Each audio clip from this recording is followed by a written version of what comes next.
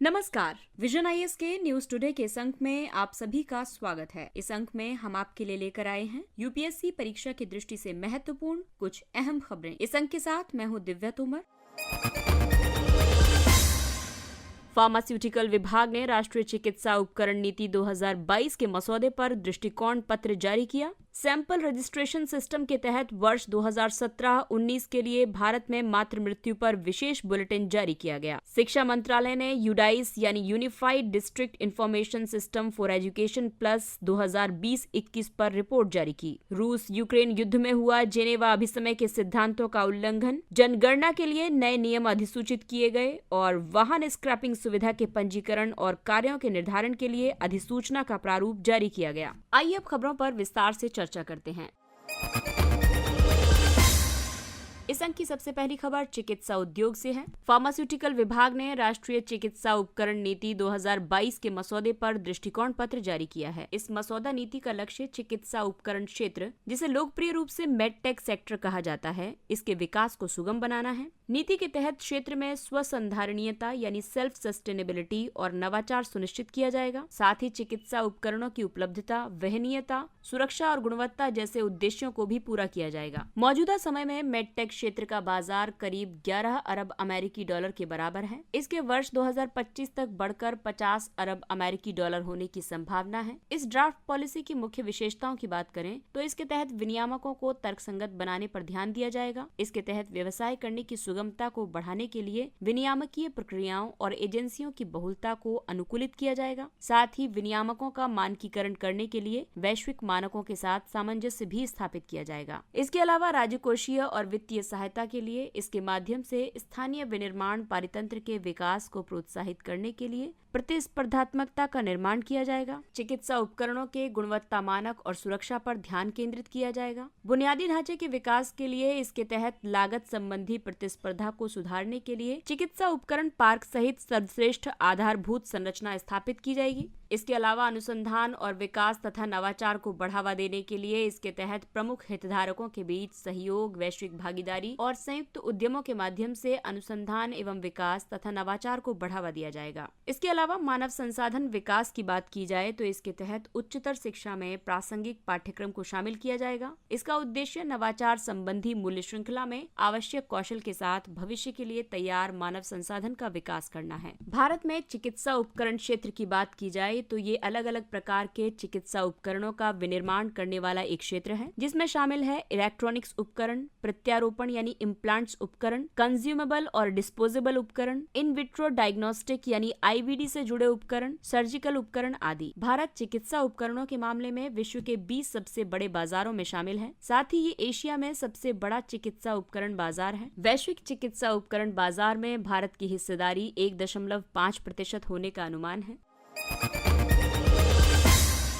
Sample registration system के तहत वर्ष 2017-19 के लिए भारत में मातृ मृत्यु पर विशेष बुलेटिन जारी किया गया। सैंपल रजिस्ट्रेशन सिस्टम बुलेटिन गृह मंत्रालय के अधीन आने वाले महारजिस्ट्रार के कार्यालय द्वारा प्रकाशित किया जाता है। इसे महारजिस्ट्रार के कार्यालय ने वर्ष 1964-65 में पायलट आधार पर भारत में जन्म और मृत्यु के सैंपल के रजिस्ट्रेशन की एक योजना के रूप में शुरू किया था। वर्ष 1969-70 से इसे राष्ट्रव्यापी स्तर पर लागू किया गया। इसके बाद से इसे SRS के रूप में जाने लगा। इस बुलेटिन के मुख्य निष्कर्षों में कहा गया है कि केरल में मातृ मृत्यु अनुपात 30 है, जो देश में सबसे कम है, जबकि राष्ट्रीय स्तर पर MMR 103 है। MMR यानी मैटरनल मोर्टेलिटी रेशियो, ये प्रति 1 लाख जीवित जन्मों पर मातृ मृत्यु की संख्या को दर्शाता है। बुलेटिन के मुताबिक उत्तर प्रदेश, राजस्थान और बिहार जैसे अधिक जनसंख्या वाले राज्यों में बहुत अधिक सुधार हुआ है। असम, उत्तर प्रदेश और मध्य प्रदेश उच्च MMR वाले राज्य बने हुए हैं। सतत विकास लक्ष्य के तहत MMR को 70 से कम करने का लक्ष्य निर्धारित किया गया है। इसके अलावा वर्तमान रुझानों को देखते हुए लगता है कि भारत इस लक्ष्य को वर्ष 2030 के पहले ही प्राप्त कर लेगा। मातृ मृत्यु दर में जल्द से जल्द कमी लाने के लिए किए गए उपायों की बात करें तो जननी शिशु सुरक्षा कार्यक्रम शुरू किया गया है। इसके तहत प्रत्येक गर्भवती महिला सार्वजनिक स्वास्थ्य संस्थानों में सिजेरियन सेक्शन सहित निःशुल्क प्रसव के लिए पात्र है। प्रधानमंत्री सुरक्षित मातृत्व अभियान के तहत प्रसव पूर्व देखभाल प्रदान करने के लिए शुरू किया गया है। लक्ष्य पहल को लेबर रूम में देखभाल की गुणवत्ता में सुधार के लिए शुरू किया गया है। इसके अलावा जनन, मातृ, नवजात शिशु, बाल स्वास्थ्य और किशोर सेवाएं,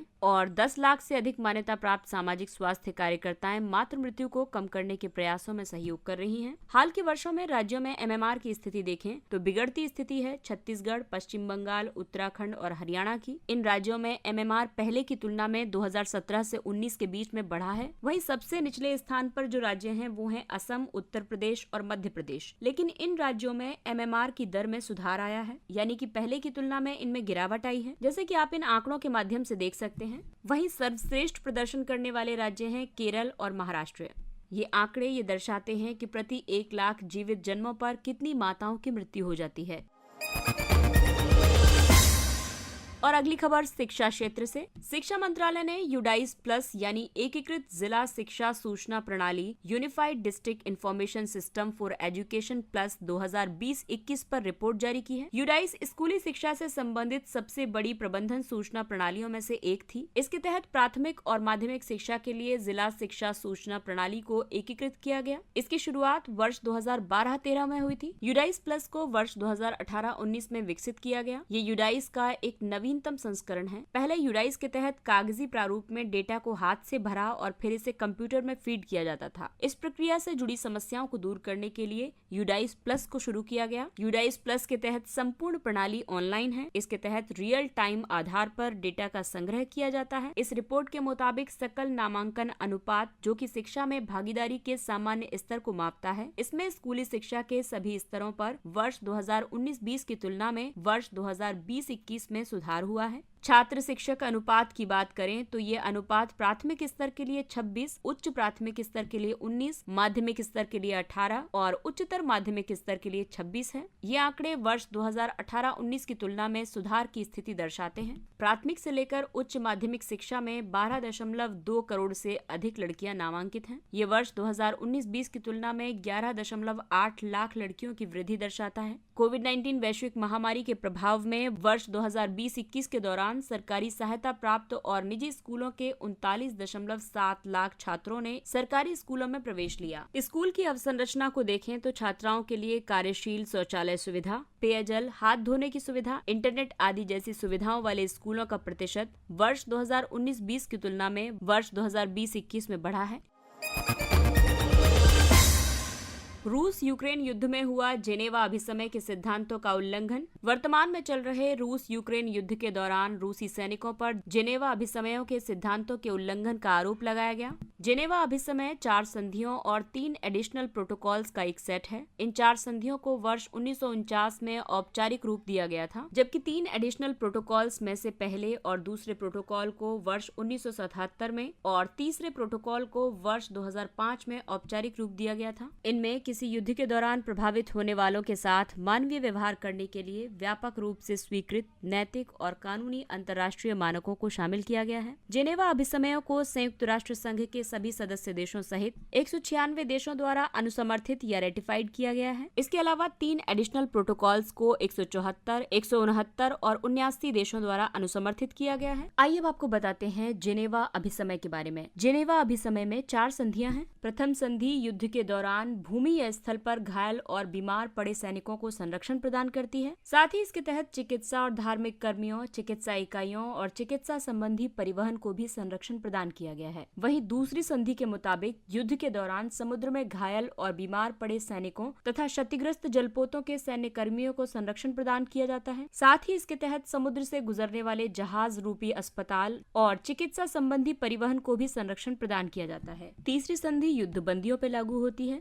इसके तहत सामान्य संरक्षण जैसे कि युद्ध बंदियों के साथ मानवीय व्यवहार करना, भोजन देना, चिकित्सा संबंधी उपचार और सभी युद्ध बंदियों के साथ एक समान व्यवहार करना शामिल है। चौथी संधि नागरिकों को संरक्षण प्रदान करती है। इसमें कब्जा किए गए क्षेत्र के लोग भी शामिल हैं। इसके अलावा 3 अतिरिक्त प्रोटोकॉल भी हैं। प्रोटोकॉल 1 के तहत अंतर्राष्ट्रीय और प्रोटोकॉल 2 के तहत गैर अंतर्राष्ट्रीय सशस्त्र संघर्षों के पीड़ितों के संरक्षण को मजबूती प्रदान की जाती है और ये प्रोटोकॉल युद्ध लड़ने के तरीकों को भी सीमित करते हैं। प्रोटोकॉल 3 रेड क्रिस्टल के रूप में एक अतिरिक्त प्रतीक बनाया गया है। इसे रेड क्रॉस और रेड क्रिसेंट प्रतीक के समान अंतर्राष्ट्रीय दर्जा प्राप्त है। जनगणना के लिए नए नियम अधिसूचित किए गए हैं। जनगणना के दौरान पूछे जाने वाले प्रश्नों की सूची में इलेक्ट्रॉनिक फॉर्म और स्वगणना को शामिल करने के लिए केंद्र ने जनगणना नियम 1990 में संशोधन किया है। इस संशोधन से आगामी जनगणना और राष्ट्रीय जनसंख्या रजिस्टर में ऑनलाइन तरीके से खुद अपनी गणना करने की अनुमति मिल गई है। नेशनल पॉपुलेशन रजिस्टर यानी NPR देश के सामान्य निवासियों का एक रजिस्टर है। इसका उद्देश्य देश के प्रत्येक सामान्य निवासी को शामिल करते हुए एक व्यापक पहचान डेटाबेस बनाना है। जनगणना अधिनियम 1948 की धारा 8 गणना करने वालों को जनगणना के संबंध में प्रश्न पूछने की शक्ति प्रदान करती है। कुछ अपवादों के साथ इन प्रश्नों का जवाब देना अनिवार्य है। इसके अलावा जनगणना के व्यापक प्रचार को सुनिश्चित करने के तरीकों की सूची में प्रिंट मीडिया, इलेक्ट्रॉनिक मीडिया और सोशल मीडिया को जोड़ा गया है। पहले इस सूची में केवल रेडियो, ऑडियो विजुअल और पोस्टर शामिल थे। इससे पहले जनगणना 2021 के पहले चरण और NPR को अपडेट करने की कवायद को कोविड-19 की वजह से अनिश्चित काल के लिए स्थगित कर दिया गया था। आपको बता दें कि NPR को अपडेट करने का काम वर्ष 2020 में ही पूरा किया जाना था। आबादी की जनगणना किसी देश या देश के किसी हिस्से के सभी व्यक्तियों के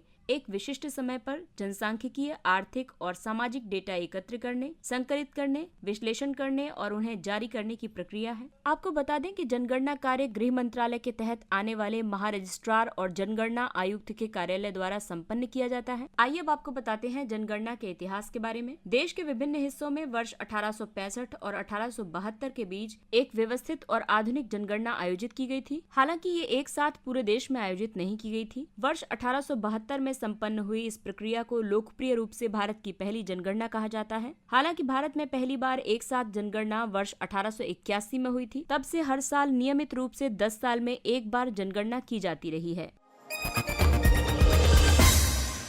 वाहन स्क्रैपिंग सुविधा के पंजीकरण और कार्यों के निर्धारण के लिए अधिसूचना का प्रारूप जारी किया गया। ये अधिसूचना सड़क परिवहन और राजमार्ग मंत्रालय द्वारा जारी की गई। ये मोटर वाहन स्क्रैपिंग सुविधा के पंजीकरण और कार्य नियम 2021 में संशोधन करती है। ये नियम पंजीकृत वाहन स्क्रैपिंग सुविधा की स्थापना के लिए प्रक्रिया निर्धारित करते हैं। इन संशोधनों की मुख्य विशेषताओं की बात करें तो वाहन स्क्रैपिंग के लिए सभी आवेदन डिजिटल रूप में प्रस्तुत करने होंगे। वाहन मालिक द्वारा आवेदन जमा करने से पहले वाहन स्क्रैपिंग फैसिलिटी द्वारा वाहन डेटाबेस से अनिवार्य रूप से कई जांच करनी होंगी, जैसे कि वाहन पर किसी प्रकार का किराया या खरीद संबंधी कोई भुगतान बाकी है या नहीं, वाहन के खिलाफ कोई आपराधिक मामला दर्ज है या नहीं। पिछले वर्ष सरकार द्वारा स्वैच्छिक वाहन बेड़ा आधुनिकीकरण कार्यक्रम आरंभ किया गया था। ये वाहन स्क्रैपिंग नीति थी जिसका उद्देश्य पुराने, असुरक्षित और प्रदूषणकारी वाहनों को चरणबद्ध तरीके से हटाना और उनकी जगह नए, सुरक्षित और ईंधन कुशल वाहनों को लाने के लिए एक बेहतर परिवेश बनाना था। वाहन स्क्रैपिंग नीति के वांछित लाभ ये होंगे कि ये प्रदूषण कम करने में सहायक होगी। आपको बता दें कि भारत में 20 वर्ष से अधिक पुराने लगभग 50 लाख हल्के मोटर वाहन हैं। ये हमारे देश में वाहनों द्वारा होने वाले प्रदूषण का मुख्य कारण है। ये वाहन पुरानी तकनीक पर आधारित हैं। इसका अर्थ है कि ये लोगों की सुरक्षा के लिए एक खतरा भी है। इसके अलावा वाहन स्क्रैपिंग नीति चक्रीय अर्थव्यवस्था को बढ़ावा देगी, क्योंकि स्टील, प्लास्टिक और तांबे जैसी सामग्रियों के पुनर्चक्रण द्वारा चक्रीय अर्थव्यवस्था को बढ़ावा मिलेगा। इन सामग्रियों को दोबारा उपयोग किया जाएगा और इसकी वजह से वाहनों की लागत में कमी आएगी। और आइए बात करते हैं कुछ अन्य महत्वपूर्ण सुर्खियों की। अंतर्राष्ट्रीय आर्बिट्रेशन और मध्यस्थता केंद्र IAMC। भारत के मुख्य न्यायाधीश ने हैदराबाद में IAMC के नए भवन के निर्माण की आधारशिला रखी। ये IAMC वैकल्पिक समाधान के लिए भारत का पहला आर्बिट्रेशन केंद्र है। ADR का मतलब है किसी भी वैकल्पिक तरीके यानी कि बिना मुकदमेबाजी के विवादों को हल करना। सबसे लोकप्रिय ADR में मध्यस्थता, आर्बिट्रेशन, सुलह और बातचीत शामिल है। अगला है भारतीय दूरसंचार विनियामक प्राधिकरण यानी ट्राई अधिनियम 1997। हाल ही में ट्राई अधिनियम के 25 वर्ष पूरे होने पर एक सेमिनार का आयोजन किया गया। आपको बता दें कि दूरसंचार के क्षेत्र में निजी क्षेत्र को प्रवेश देने के लिए एक स्वतंत्र नियामक निकाय उपलब्ध करने के उद्देश्य से ये कानून पारित किया गया था। इसी कानून के द्वारा ट्राई की स्थापना की गई थी। इसके तहत ट्राई को सेवा प्रदाताओं के बीच या सेवा प्रदाताओं और उपभोक्ताओं के एक समूह के बीच विवादों पर निर्णय लेने का अधिकार भी प्रदान किया गया है। इस कानून में वर्ष 2000 में संशोधन किया गया और दूरसंचार विवाद निपटान और अपीलीय अधिकरण की स्थापना की गई। TDSAT विवादों को सुलझाने और अपीलों के निपटान का कार्य करता है। महामारी के दौरान सक्रिय पेटेंट फाइलिंग गतिविधि में असाधारण रूप से वृद्धि देखी गई। सक्रिय पेटेंट फाइलिंग के बारे में ये प्रमुख निष्कर्ष विश्व बौद्धिक संपदा संगठन की एक हालिया रिपोर्ट में जारी किए गए हैं। रिपोर्ट में प्रमुख निष्कर्षों के तहत बताया गया है कि वैश्विक महामारी के प्रथम 21 महीनों में कोविड से संबंधित लगभग 5,300 पेटेंट आवेदन दायर किए गए थे। इन शीर्ष 4 आवेदकों में हैं चीन, संयुक्त राज्य अमेरिका, रूस और यूके। जर्मनी, भारत और साउथ कोरिया संयुक्त रूप से रैंकिंग में 5वें स्थान पर है। पेटेंट फाइलिंग की उच्चतम संख्या पारंपरिक वैक्सीन प्रौद्योगिकियों और पुनर्निर्मित दवाओं से संबंधित है। इसके बाद mRNA जैसी अधिक नवीन वैक्सीन प्रौद्योगिकियों का स्थान है। अगली खबर है, भारतीय मानक ब्यूरो ने बिना हॉलमार्क वाले आभूषणों के परीक्षण के लिए नए प्रावधान किए हैं। नए प्रावधानों के अनुसार उपभोक्ता किसी भी BIS मान्यता प्राप्त परख और हॉलमार्किंग केंद्र पर बिना हॉलमार्क वाले सोने के आभूषण का शुद्धता परीक्षण करवा सकते हैं। एसेइंग एंड हॉलमार्किंग सेंटर सोने के आभूषणों का परीक्षण करके एक परीक्षण रिपोर्ट जारी करेगा। आभूषणों के प्रत्येक आइटम को हॉलमार्किंग के समय एक हॉलमार्क यूनिक आइडेंटिफिकेशन नंबर जारी किया जाएगा। ये नंबर 6 अंकों का अल्फा न्यूमेरिक कोड होता है। BIS भारत का राष्ट्रीय मानक निकाय है। इसकी स्थापना BIS अधिनियम 2016 के तहत वस्तु के मानकीकरण, अंकन और गुणवत्ता प्रमाणन की गतिविधियों के सामंजस्यपूर्ण विकास के लिए की गई है।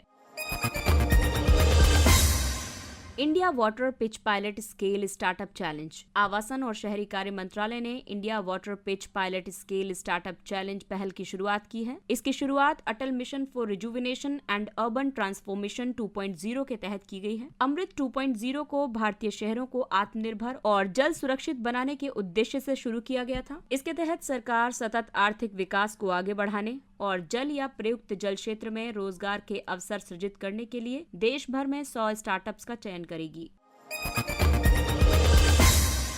विजुअल मिशन, इसे पहले लैंग्रेज के रूप में जाना जाता था। ये सूर्य की निगरानी के लिए यूरोपीय अंतरिक्ष एजेंसी का एक मिशन है। ये आने वाले सौर तूफानों की अग्रिम चेतावनी देगा। इससे कक्षा में अंतरिक्ष यान स्थल आधारित अवसंरचना और खोजकर्ताओं की रक्षा के लिए अधिक समय मिल सकेगा।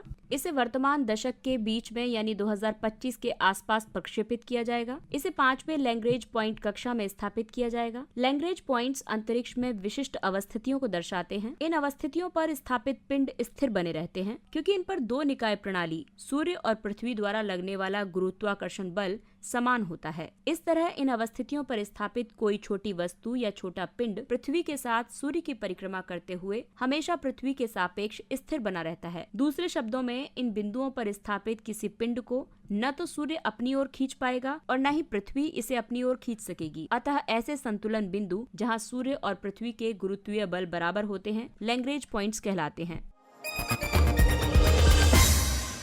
Gallium nitride. केंद्रीय मंत्री ने गैलियम नाइट्राइड पारिस्थितिकी तंत्र सक्षम केंद्र और इंक्यूबेटर इकाई का दौरा किया। ये भारतीय विज्ञान संस्थान बेंगलुरु में स्थित है। ये इकाई इलेक्ट्रॉनिक्स और सूचना प्रौद्योगिकी मंत्रालय और IISc बेंगलुरु द्वारा संयुक्त रूप से स्थापित की गई है। GAN एक बहुत ही कठोर और यांत्रिक रूप से स्थिर अर्धचालक है। ब्रेकडाउन के विरुद्ध उच्च क्षमता, तीव्रता से स्विचिंग गति, उच्च तापीय चालकता और कम प्रतिरोध के चलते GAN पर आधारित विद्युत उपकरण सिलिकॉन आधारित उपकरणों की तुलना में काफी बेहतर प्रदर्शन करते हैं। इसका उपयोग अर्धचालक विद्युत उपकरणों और LEDs के उत्पादन में किया जाता है। इसके द्वारा वाहनों और वायरलेस संचार को सक्षम करने में महत्वपूर्ण लाभ प्राप्त होने की उम्मीद है। हलारी गधा। केंद्रीय मत्स्य पालन, पशुपालन और डेयरी मंत्री ने गधे की हलारी नस्ल के संरक्षण के लिए एक उपयुक्त रूपरेखा बनाने का आह्वान किया है। गधे की यह नस्ल मूलतः गुजरात के सौराष्ट्र क्षेत्र में पाई जाती है। वर्तमान में ये संकटग्रस्त स्थिति में है। इसके संरक्षण की दिशा में तत्काल कदम उठाने की जरूरत है। इसकी संख्या वर्ष 2015 में 1200 थी, जो घटकर वर्ष 2021-22 में अपने मूल क्षेत्र में 439 हो गई है। इसके संरक्षण में कई चुनौतियां हैं, जैसे कि प्रजनन के लिए हलारी नर गधे की अनुपलब्धता, आजीविका को सुव्यवस्थित करने का कोई विशेष विकल्प नहीं होना, जिसकी वजह से इसे पालने वालों को प्रोत्साहन नहीं मिल पाता है। राष्ट्रीय रक्षा विश्वविद्यालय। हाल ही में प्रधानमंत्री ने राष्ट्रीय रक्षा विश्वविद्यालय के पहले दीक्षांत समारोह को संबोधित करते हुए राष्ट्रीय रक्षा विश्वविद्यालय के एक भवन को राष्ट्र को समर्पित किया। RRU राष्ट्रीय महत्व का एक संस्थान है। इसकी स्थापना रक्षा शक्ति विश्वविद्यालय को अपग्रेड करके की गई थी। इसे वर्ष 2010 में गुजरात सरकार द्वारा स्थापित किया गया था। राष्ट्रीय रक्षा विश्वविद्यालय की स्थापना प्रशिक्षित कार्यबल की आवश्यकता को पूरा करने के लिए की गई है। इसमें पुलिसिंग, आपराधिक न्याय और सुधारात्मक प्रशासन के विभिन्न अंगों में उच्च गुणवत्ता वाला प्रशिक्षित कार्यबल शामिल है। RRU डिप्लोमा से डॉक्टरेट स्तर तक शैक्षणिक कार्यक्रम प्रदान करता है। इसमें पुलिसिंग और आंतरिक सुरक्षा के विभिन्न क्षेत्रों जैसे कि पुलिस साइंस और मैनेजमेंट, आपराधिक कानून और न्याय और साइबर मनोविज्ञान आदि शामिल है। इसके साथ ही ये अंक समाप्त होता है। अगले अंक में फिर मुलाकात होगी कुछ अन्य महत्वपूर्ण खबरों के साथ। तब तक अपना ख्याल रखिए, सुरक्षित दूरी बनाए रखिए, मास्क पहनिए, हाथ और चेहरा साफ रखिए और अगर आपको हमारा कंटेंट और खबरें पसंद आ रही हैं तो इसे अन्य लोगों के साथ भी शेयर करें, सब्सक्राइब करें। धन्यवाद। और अब हमें यानी विजन IAS की पूरी टीम को दीजिए इजाजत। नमस्कार।